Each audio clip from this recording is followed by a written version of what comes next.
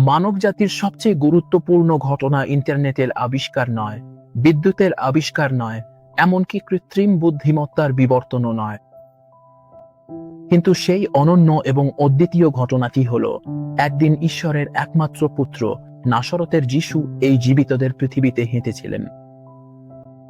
তিনি এই পৃথিবীতে এসেছিলেন হতাশার মাঝে আশা নিয়ে। তিনি এসেছিলেন শোকাতুরকে সান্ত্বনা দিতে।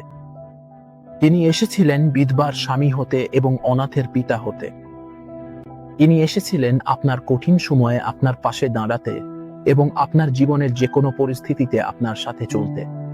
যিশু আজ আপনার দিকে হাত বাড়িয়ে দিচ্ছেন। তিনি আপনার জন্যই আছেন। তিনি আপনাকে শুধু একটাই জিনিস দিতে পারেন, এক নিঃশর্ত ভালোবাসা। আজ তাকে গ্রহণ করুন, তার ভালোবাসা গ্রহণ করুন, তার কৃপা গ্রহণ করুন, তার করুণা গ্রহণ করুন। আপনার জীবন আর কখনো আগের মতো থাকবে না।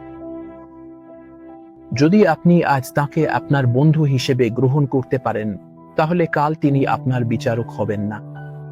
তিনি শুধু একটি উদ্দেশ্যেই এখানে আছেন, আপনাকে নিঃশর্তভাবে ভালোবাসতে। যিশু আপনার জন্য আছেন। তার দিকে হাত বাড়ান এবং আজই তার হাত ধরুন। ঈশ্বর আপনার মঙ্গল করুন।